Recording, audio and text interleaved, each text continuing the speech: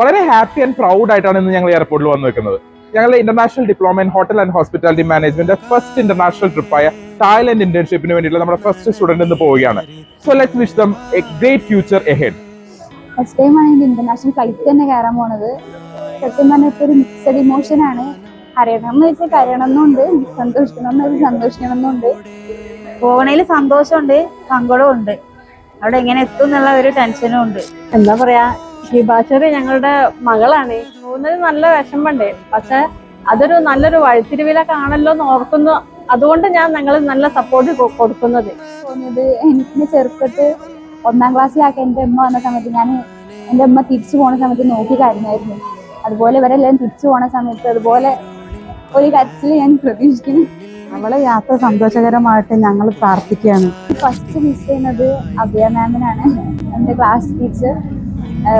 സത്യം പറഞ്ഞാൽ എനിക്കറിയില്ല മിസ്സിനെ പറ്റി എന്താ പറയേണ്ടത്. മിസ് അടിപൊളിയാണ്. ഇങ്ങനെ ഒരു ഓപ്പർച്യൂണിറ്റി കിട്ടിയതിൽ ഭയങ്കര ഗ്രേറ്റ് ആയിട്ട് തോന്നുന്നുണ്ട്.